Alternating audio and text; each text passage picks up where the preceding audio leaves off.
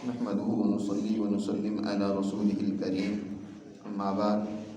أعوذ بالله من الشيطان الرجيم بسم الله الرحمن الرحيم ويسألونك عن المحيض قل هو أذى فاعتزلوا النساء في المحيض ولا تقربوهن حتى يطهرن فإذا تطهرن فأتوهن من حيث أمركم الله إن الله يحب التوابين ويحب المتطهرين نساؤكم حرث لكم فأتوا حرثكم أنى شئتم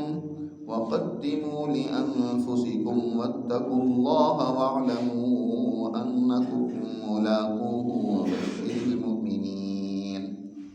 صدق اللہ العظیم۔ گزشتہ آیات مبارکہ میں اللہ سبحانہ و تعالی نے مسلمان جماعت کو اس حوالے سے ہدایت اور حکم دیا تھا کہ جب وہ ایک خاندان اور فیملی سسٹم کی بنیاد رکھنے لگے تو اس کے لیے عورت اور مرد کا انتخاب وہ دین کی بنیاد پر، اسلام کی بنیاد پر ہونا چاہیے۔ اس پر پہلے درسوں میں تفصیل سے بات ہو چکی ہے۔ ایک بات جو اچھی طرح ذہن نشین کر لینے کی ہے، جس کا رواج آج یورپین تہذیب سے ہمارے اندر بھی بہت بڑھتا چلا جا رہا ہے۔ یورپین تہذیب سے ہم کیونکہ دن بدن متاثر ہوتے چلے جا رہے ہیں، اور وہ یہ کہ پچھلی آیت مبارکہ میں اللہ نے نکاح کرنے کا یا نکاح کرانے کا حکم مردوں کو دیا۔ فرمایا وَلَا تَنكِحُوا الْمُشْرِكَاتِ حَتَّى يُؤْمِنَّ، اے ایمان والو تم کسی شرک کرنے والی عورت سے نکاح نہ کرو جب تک کہ وہ ایمان نہ لے آئے۔ اور اسی طرح جب آگے اپنی بیٹیوں یا بہنوں کے نکاح کرنے کے حوالے سے بات کی تو فرمایا وَلَا تُنكِحُوا الْمُشْرِكِينَ، اور اپنی بیٹیوں اور بہنوں کا نکاح مشرک مردوں سے بھی نہ کرواؤ جب تک کہ وہ ایمان نہ لیں۔ گویا کہ اصل نکاح کرانے کی ذمہ داری یہ مرد کی ذمہ داری ہے کہ وہ اپنی بچی کے لیے مناسب رشتہ دیکھے، دین کی بنیاد پر اس کا رشتہ طے کرے، چاہے اس کی کئی اور چیزیں اسے اچھی لگے، لیکن جو بنیادی چیز جو دیکھنے کی ہے، جس کو پسند کرنے کی ضرورت ہے، وہ اس کی دینداری ہے، اس کا اسلام ہے، اس کو دیکھ کر وہ نکاح کرے۔ آج جو ہمارے ہاں کورٹ میرج اور اسی طرح لو میرج اور اس طرح کے بہت سارے جو طریقے بڑھتے چلے جا رہے ہیں کہ خود سے نکاح اور شادی بیاہ کر لینا، یاد رکھو یہ بھی معاشرے کے اندر بہت بڑے فساد اور خرابی کا ذریعہ بن رہا ہے۔ یہی وجہ ہے کہ آج ہمارے ہاں فیملی سسٹم تباہ ہوتا چلا جا رہا ہے۔ گھر کے امور احسن طریقے سے، اولاد کی تربیت کا نظام بہتر طریقے سے، میاں بیوی کا رشتہ محبت کی بجائے بد اعتقادی، ایک دوسرے پر بد اعتمادی کی بنیاد بنا ہوا ہے۔ گھروں میں جھگڑے آپا دھاپی ہیں۔ وجہ یہی ہے کہ اس وقت تو نفسانی خواہشات سے، ہیجانی خواہشات سے متاثر ہو کر مرد یا عورت، لڑکا لڑکی آپس میں کوئی فیصلہ کر بیٹھتی ہے، لیکن جب وہی خواہشات کا بھوت اترتا ہے پھر جو ہے وہ ساری بد اعتمادی سامنے آنا شروع ہو جاتی ہے کہ اگر اس لڑکے نے میرے ساتھ محبت کی پینگے ڈال کر رشتہ جوڑ لیا تو کسی اور کے ساتھ بھی محبت کرتا ہوگا۔ اسی طرح لڑکے کے ذہن میں بد اعتمادی بچی کے بارے میں ہوتی ہے کہ اگر یہ میرے ساتھ اس طریقے سے اپنے والدین کو، اپنے تمام رشتوں ناتوں کو چھوڑ کر میرے ساتھ شادی کر سکتی ہے اور میرے ساتھ آ سکتی ہے تو یہ تو مجھے بھی کل دھوکہ دے سکتی ہے۔ تو اس سے بہت زیادہ بد اعتمادی بڑھنا شروع ہو جاتی ہے اور مسائل جنم لیتی ہے۔ تو ویسے بھی ایک بچہ یا ایک بچی، اس کے والدین جنہوں نے بڑی محبت سے اسے پالا پوسا جوان کیا، ان کی مرضی کے بغیر ان کو مطمئن کرے۔ اگر کسی جگہ پر وہ شادی کرنا چاہتا ہے تو ان کو مطمئن کر کے، ان کی رضامندی کو شامل کر کے پھر مناسب طریقے سے شادی وہاں کر لے۔ لیکن اس میں بھی سارے عمل میں جس چیز کو سب سے اولین ترجیح دینی چاہیے وہ اسلام ہے، وہ دین ہے، کہ دین کو سامنے رکھتے ہوئے یہ سارے امور سر انجام دیں۔ اب جب ایک مرد اور عورت کا رشتہ طے ہو جاتا ہے تو یقیناً اس کے بعد آگے اولاد کے لیے، نسل انسانی کے لیے افزائش کا خیال آتا ہے، اور اس کے حوالے سے انسان کوشش کرتا ہے، کیونکہ اس دنیا میں اللہ نے انسانوں کے پھیلنے، پھولنے، قائم رکھنے کے لیے طریقہ کار عام کیڑے مکوڑوں یا پودوں کی طرح کا نہیں بنایا جو خود سے اگنا شروع ہو جاتے ہیں، خود سے پیدا ہونا شروع ہو جاتے ہیں، بلکہ ان کے لیے اللہ نے نسل انسانیت کی افزائش کے لیے مرد اور عورت کو ذریعہ بنایا، ان کے تعلق کو ذریعہ بنایا۔ لہذا شریعت نے تمام اس حوالے سے ان امور کی پابندی لگائی ہے جس کی وجہ سے نسل انسانیت کے اندر کچھ خرابی پیدا ہوتی ہو، یا یہ ہے کہ جس کی وجہ سے مرد کی صحت پر بگاڑ پیدا ہوتا ہو یا عورت کی صحت میں خرابی پیدا ہوتی ہو۔ مرد اور عورت دونوں کا صحت مند ہونا اور پھر اسی طرح آگے نسل انسانیت کا صحت مند ہونا یہ بہت زیادہ ضروری ہے۔ یہ تبھی ممکن ہے کہ جب یہ دونوں اپنی صحت کا خیال رکھیں۔ اس حوالے سے قرآن مجید نے یہاں اگلی آیات میں ہدایات دی ہیں، تعلیم فرمایا ہے۔ اللہ تعالیٰ ارشاد فرماتے ہیں وَيَسْأَلُونَكَ عَنِ الْمَحِيضِ، آپ سے پیغمبر یہ سوال کرتی ہے کہ عورت سے ان ایام میں ملنے کے حوالے سے جب وہ مینسز یا ماہواری کے ایام ہوتے ہیں، جب اسے حیض آ رہا ہوتا ہے، ان دنوں میں عورت سے ملنے کے حوالے سے کیا حکم ہے؟ اسلام سے پہلے دنیا کے اندر جو پہلے مذاہب یا قومیں موجود تھیں ان کے اندر اس حوالے سے بھی بڑی افراط و تفریط تھی۔ مثلاً یہودیوں کے ہاں یہ افراط اور زیادتی موجود تھی کہ جب عورت وہ مینسز کے ایام میں ہوتی تھی تو وہ اس کو بالکل ناپاک اور نجس سمجھتے تھے، یہاں تک کہ اس کے قریب بیٹھنا، اس کے ہاتھ سے کوئی چیز پکڑنا، اس کے ہاتھ سے کھانا، پکا ہوا کھانا، وہ بھی اس کو نجس سمجھتے تھے اور ناپاکی کا ذریعہ سمجھتے تھے، بلکہ عورت کو ایک بند کوٹھڑی میں ڈال دیتے تھے ان دنوں میں، اور کھانا بھی وہاں جیسے کہ جیل کے اندر قیدی ہوتا ہے اور اس کے لیے وہاں کھانا رکھ دیا جاتا ہے، تو ایسا کھانا رکھ دیا جاتا تھا اور وہ بیچاری ان دنوں میں کھانا وہیں کھاتی تھی اور وہیں وقت گزارتی تھی سب سے الگ تھلگ ہو کر۔ اور یہودیوں کے مقابلے میں عیسائیوں کے ہاں اس کی بالکل الٹ نظریہ اور سوچ موجود تھی کہ وہ عورت کو مساوات کی بنیاد پر کسی قسم کا اس سے الگ ہونا، اس حیض کی گندگی اور نجاست کی اہمیت کو نہ سمجھنا، اس کے نتیجے میں کس قدر عورت کا رحم فضلات کو، گندگی کو باہر نکالتا ہے اور اس کی وجہ سے عورت جو ہے وہ پاک صاف ہوتی ہے، تو اس گندگی اور جراثیم سے بالکل نہ بچنا، ان کا اس طرح کا تصور تھا۔ تو دین اسلام نے انتہائی اعتدال کے ساتھ ہدایات دیتے ہوئے فرمایا کہ اے پیغمبر آپ سے یہ حیض کے بارے میں سوال کرتے ہیں تو آپ انہیں بتا دیں قُلْ هُوَ أَذًى، یہ جو حیض کی حالت میں آنے والا خون ہے یہ ایک عورت کی گندگی ہے، رحم کی گندگی ہے۔ دیکھو فضلات انسان کے جسم سے خارج ہوتے ہیں اور ہر مقام کے فضلات الگ ہوتے ہیں، جیسے معدے کا فضلہ ہوتا ہے، آنتوں کا فضلہ ہوتا ہے جس کو ہم پخانہ کہتے ہیں، تو پخانہ کی صورت میں وہ فضلہ خارج ہوتا ہے۔ اسی طرح جیسے کہ مثانے اور گردہ جو ہے وہ خون کے فضلے کو پیشاب کی صورت میں کیا کرتے ہیں؟ صاف کرتے ہیں اور خارج کرتے ہیں۔ اسی طرح اللہ نے عورت کے رحم کے اندر تبدیلیاں اور تغیر رکھا ہے، اس کے رحم کا جو فضلہ ہے وہ حیض کی صورت میں خارج ہوتا ہے، اس سے عورت کا رحم بالکل صاف ستھرا ہو جاتا ہے اور نئی نسل اور اولاد پیدا کرنے کے قابل ہو جاتا ہے۔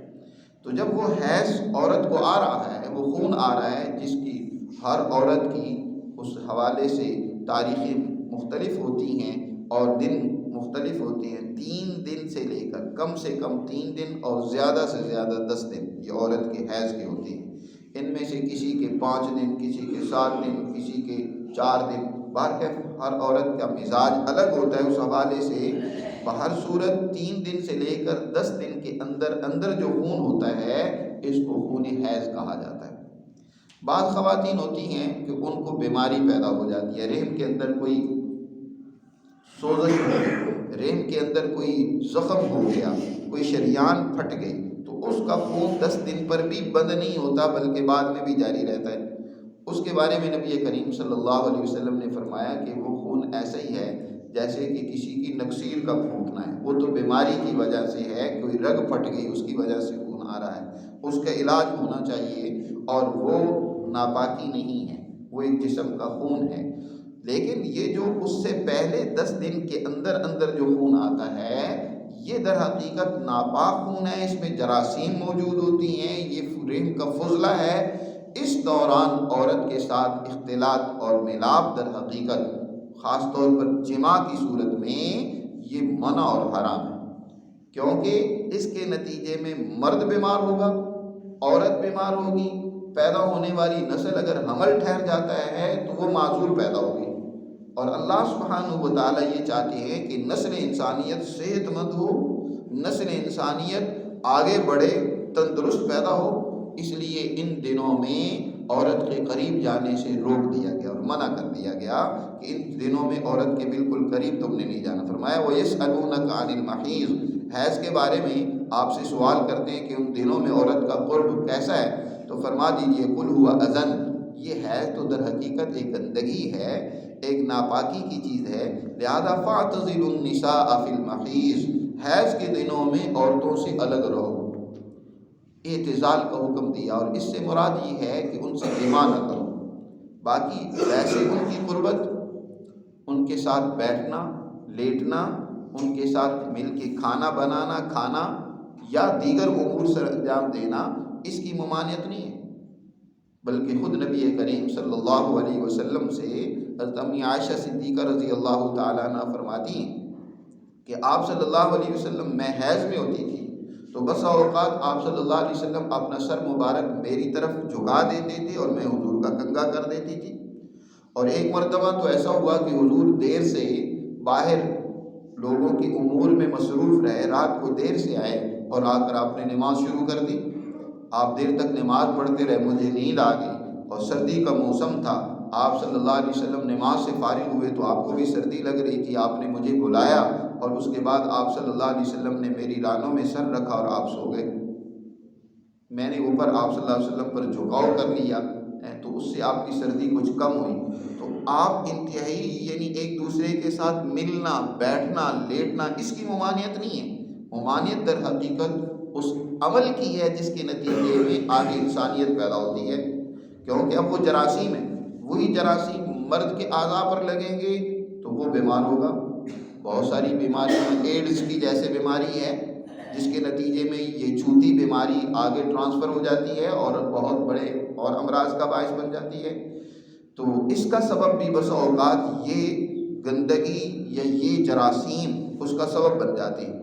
کئی لوگ نوجوان آج یہ مسائل جب نہیں سمجھتے ہوتے تو اس حوالے سے بھی وہ احتیاط نہیں کرتے، سمجھتے نہیں ہیں، اور یہی تو وجہ ہے کہ بہت زیادہ بیماریوں کا شکار ہو جاتے ہیں، مرد بیماری کا شکار ہو جاتا ہے، عورت شکار ہو جاتی ہے، اور اگر اس دوران حمل ٹھہر جائے تو وہ ہونے والا بچہ وہ بیماری کا شکار ہو جائے گا۔ اس لیے قرآن مجید نے کہا فَاعْتَزِلُوا النِّسَاءَ فِي الْمَحِيضِ، حیض کے دنوں میں عورتوں سے بالکل الگ رہو،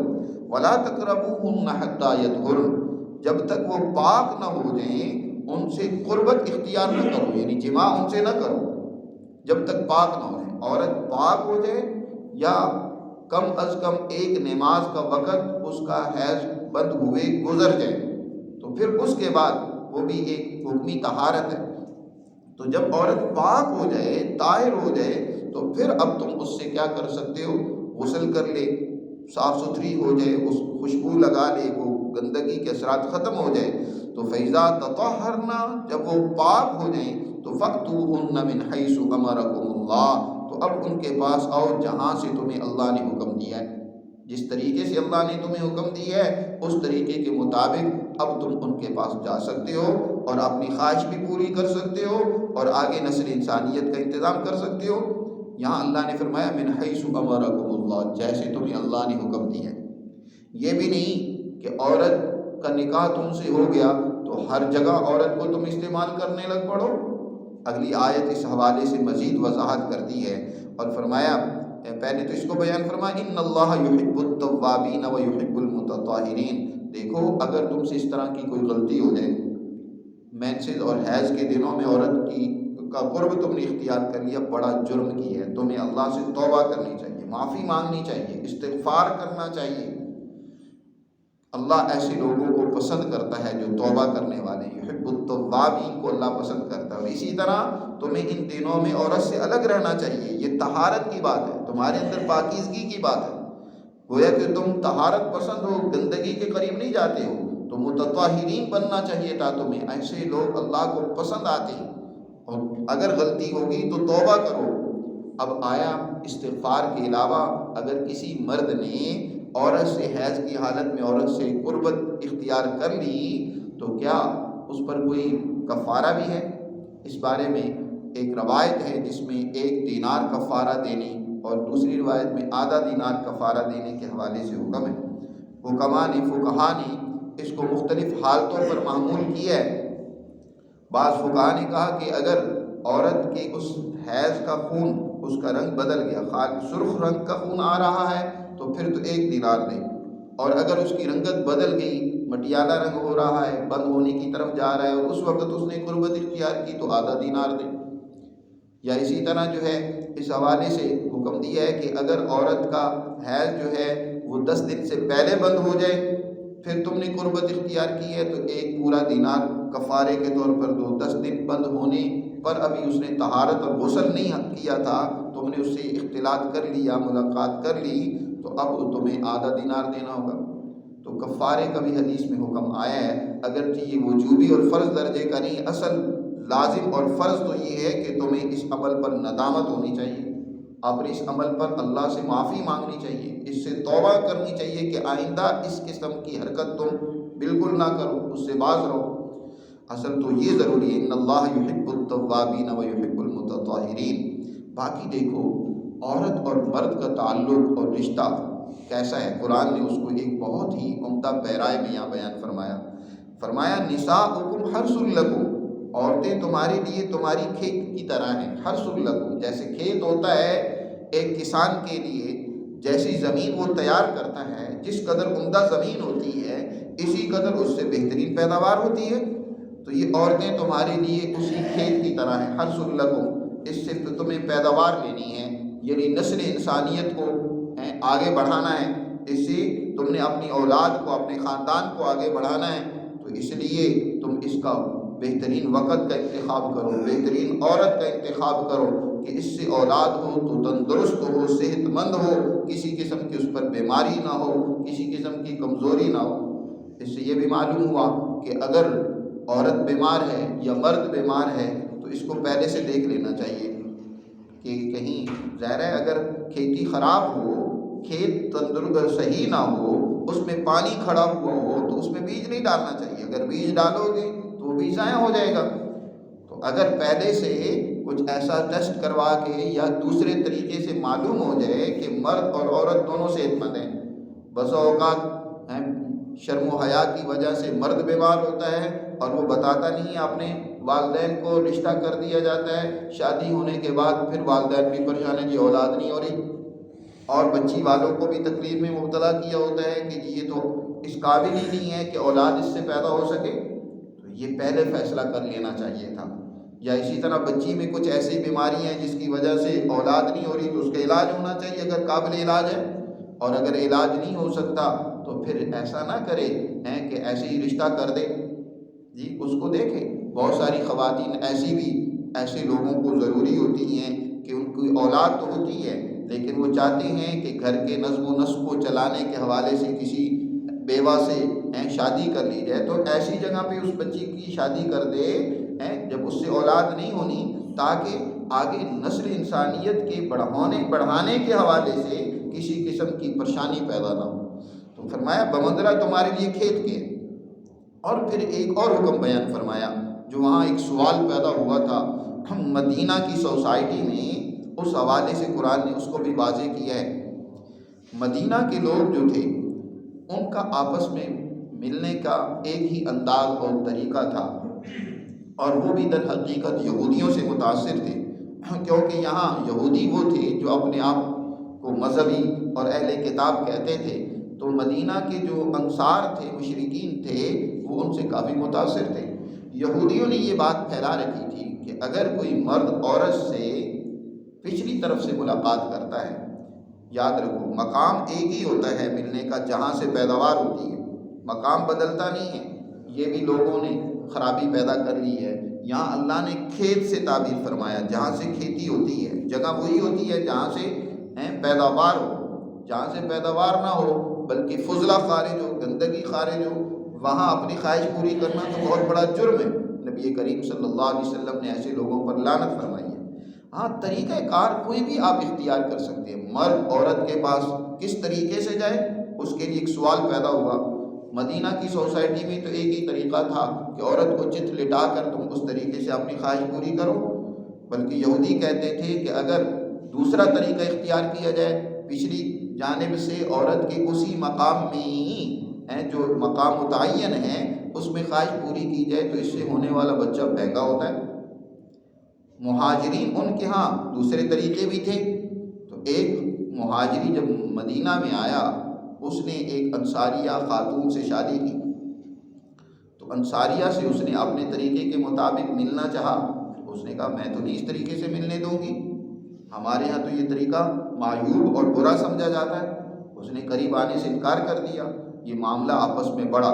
نبی کریم صلی اللہ علیہ وسلم تک بات پہنچی۔ اس انصاریہ نے کہا کہ میں حضور سے پہلے اجازت لوں گی تو پھر تمہیں قریب آنے دوں گی، وگرنہ نہیں۔ حضور صلی اللہ علیہ وسلم کے پاس گئی، نبی کریم صلی اللہ علیہ وسلم نے یہ آیات مبارکہ اس موقع پر نازل ہوئی تھیں، آپ نے یہ آیات پڑھ کر سنائی، فرمایا نساؤکم حرث لکم، تمہاری عورتیں تمہارے لیے بمنزلہ کھیت کی ہیں، فاتوا حرثکم انا شئتم، تم اپنے کھیت میں جس طریقے سے چاہتے ہو آؤ، اس میں کوئی ممانعت نہیں کہ کوئی مخصوص طریقہ ہو، انا شئتم جس طریقے سے چاہو تم آ سکتے ہو۔ لیکن ایک بات یاد رکھو، قرآن نے دوسرا فرمایا وقدموا لانفسکم، اپنے لیے مستقبل میں کس طرح کی اولاد تم بھیج رہے ہو اس کا خیال رکھو۔ آگے تم اپنے لیے کیا مستقبل کے حوالے سے کیا کردار ادا کر رہے ہو، محض خواہش پرستی نہ ہو بلکہ اس کے لیے نسل انسانیت کو بڑھانا ہو۔ چنانچہ شریعت نے تمام وہ طریقے، تمام وہ معاملات حرام قرار دے دیے جس کے نتیجے میں کیا ہے نسل انسانیت آگے پیدا نہ ہو۔ جی عورت کے دوبر میں پخانے والی جگہ میں جس کو لواطت کہا جاتا ہے، خواہش پوری کرنا حرام قرار دے دیا۔ نبی کریم صلی اللہ علیہ وسلم نے فرمایا 7 لوگوں پر اللہ کا کل قیامت کے دن بڑا غضب ہوگا، اللہ ان پر نظر کرم نہیں فرمائے گا اور اپنی لعنت ان پر برسائے گا، ان کو جہنم میں داخل کرے گا۔ ان میں سے فرمایا ایک وہ مرد ہے جو اپنی مرد سے خواہش پوری کرتا ہے، چاہے فاعل ہو چاہے مفعول ہو، اوپر والا ہو نیچے والا ہو، اللہ کا ان پر غضب ہوتا ہے، اللہ کی ان پر لعنت اور پھٹکار ہوتی ہے۔ اللہ کل قیامت کے دن ان پر نظر کرم نہیں فرمائے گا، جہنم میں انہیں ڈالے گا۔ اسی طرح حضور صلی اللہ علیہ وسلم نے فرمایا عورت سے خواہش پوری کرتی ہے، یہ محض خواہش پرستی ہے، یا یہ ہے کہ کوئی مرد، تیسرا یہ حضور نے ارشاد فرمایا مرد ہے عورت کے دوبر میں پخانے والی جگہ میں خواہش پوری کرتا ہے تو فرمایا اللہ اس پر نظر کرم نہیں فرمائے گا۔ یا اسی طرح کوئی مرد اپنے ہاتھ کو استعمال کرتا ہے اور اس سے کیا ہے اپنی خواہش ٹھنڈی کرنے کی کوشش کرتا ہے تو فرمایا اللہ اس پر نظر کرم نہیں فرمائے گا۔ اللہ نے اس میں طاقت و توانائی تو اس لیے پیدا کی ہے کہ آگے اس نے نسل انسانیت کو بڑھانا ہے۔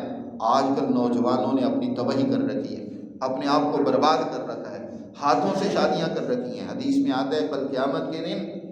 بہت سارے لوگوں کے ہاتھوں میں حمل ہوگا، وہ اپنے ہاتھوں سے ہینڈ پریکٹس کے ذریعے سے اپنی طاقت کو ضائع کر دیتے ہیں، اپنے اعضاء کو برباد کر دیتے ہیں، وہ اس قابل نہیں ہوتے کہ عورت کی خواہش پوری کر سکیں یا نسل انسانیت کو آگے بڑھا سکیں۔ قرآن کہتا ہے وَقَدِّمُوا لِأَنفُسِكُمْ۔ اسی طرح نبی کریم صلی اللہ علیہ وسلم نے ارشاد فرمایا جو اپنی پڑوسن سے مکالہ کرتا ہے اس پر بھی اللہ کی لعنت اور پھٹکار ہوگی۔ وہ پڑوسی ہے، وہ تو اس کے رواداری کا، اس کی حفاظت کا حقدار تھا، اس لیے اسے اپنے تعلقات جوڑ لیے۔ اسی طرح نبی کریم صلی اللہ علیہ وسلم نے ارشاد فرمایا جو ماں سے اور بیٹی سے، مثلا ماں سے پہلے کوئی اولاد تھی اس نے بیوہ سے نکاح کیا، اس کی بیٹی تھی اس سے بھی اس نے بدکاری کرتا ہے، دونوں سے بدکاری کرتا ہے تو فرمایا اس پر بھی اللہ لعنت فرمائے گا، غضبناک ہوگا، جہنم میں ڈالے گا۔ اس طرح پڑوسیوں کو ستانے پر بھی فرمایا تو یہ وہ لوگ ہوں گے کہ جن کے اوپر اللہ کی لعنت ہوگی، اللہ کا عذاب ہوگا۔ اس لیے یہاں فرمایا فَأْتُوا حَرْثَكُمْ أَنَّىٰ شِئْتُمْ، طریقہ کوئی بھی اختیار کرو، اس کی تمہیں اجازت ہے۔ اور پھر دیکھو قرآن اصول بیان کرتا ہے، باعلاج ضمنی قوانین وہ انسانوں کے حوالے کر دیتا ہے کہ تم یہ قانون آ گیا، اصول آ گیا، اس کو سامنے رکھتے ہوئے اپنے لیے کوئی بھی آگے عمل کرنے کا طریقہ کار اپنی مرضی سے تم طے کر سکتے ہو۔ مثلا دین اسلام نے یہ حکم دے دیا کہ مرد اور عورت اپنا سطر چھپائیں، اپنے سطر کو چھپائیں۔ مرد کا سطر بھی متعین کر دیا کتنا ہے، ناف سے لے کر گھٹنوں کے نیچے تک۔ عورت کا بھی سطر متعین کر دیا کہ یہ اس کا سارا جسم بدن کیا ہے، سطر ہے، اس کو چھپانا ہے۔ اب اس کے چھپانے کا کیا طریقہ کار ہو، کس قسم کا لباس ہو، یہ شریعت نے متعین نہیں کیا۔ کوئی تنگ لباس اس کی ضرورت ہے تو تنگ لباس پہنے، مثلا سرد علاقے میں رہتا ہے وہ اگر تنگ لباس نہیں پہنے گا، ہوا کراس کرے گی، اس کے لیے تکلیف اور مشکل ہوگی تو وہ اگر تنگ لباس پینٹ پتلون پہن لیتا ہے تو اس میں کوئی حرج والی بات نہیں ہے۔ اصل تو مقصد ہے صدر کا چھپانا۔ اور کوئی ایسے ہیں کہ گرم علاقے میں رہتے ہیں، وہ کھلا لباس پہنے تاکہ ہوا کراس کرتی رہے اور ان کو تکلیف اور تنگی نہ ہو، ان کے لیے جو ہے وہ لباس آسانی کا باعث بنے تو وہ کھلا لباس پہن لیں۔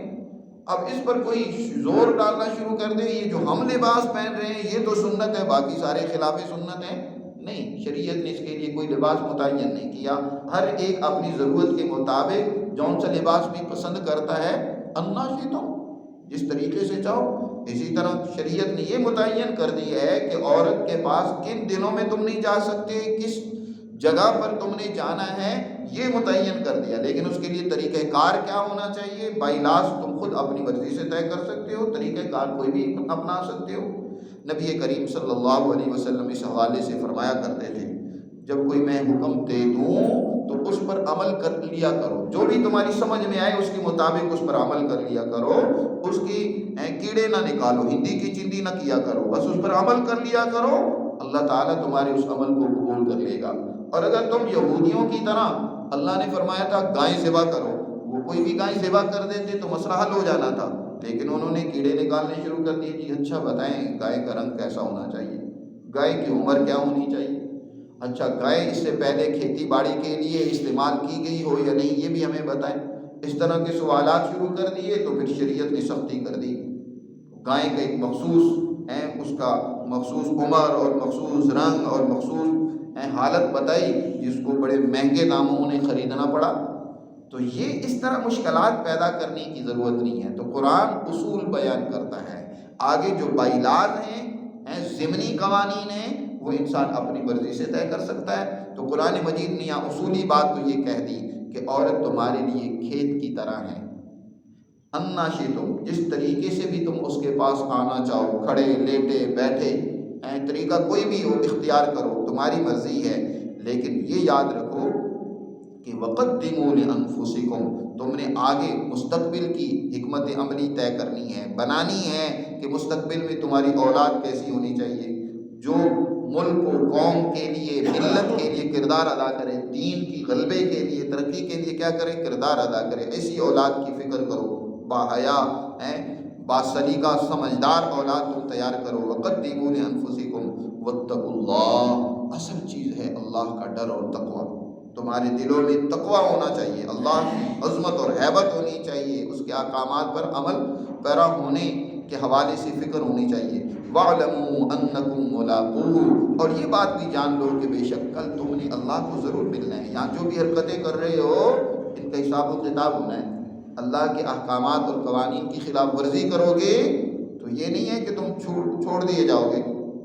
بلکہ تمہیں اللہ کے حضور پیش ہونا ہے اور تمہاری تمام اعمال کا دوبارہ حساب و کتاب ہونا ہے۔ ہاں، جو لوگ اللہ کے احکامات اور قوانین پر عمل کرتے ہیں یہ وہ لوگ ہیں جن کو خوشخبری سنا دیجیے، وبشر المؤمنین، یہ خوشخبری سنا دیجیے ایمان والوں کے لیے کامیابی کی کہ وہ دنیا اور آخرت میں کامیاب ہوں گے۔ تو اس طریقے سے یہاں مرد اور عورت کا تعلق آپس میں کس طرح اور کن اوقات میں کس طریقے سے ہونا چاہیے اس کو بڑے ہی عمدہ انداز میں سمجھا دیا۔ اللہ ہمیں سمجھ نصیب فرمائے اور اپنے احکامات پر عمل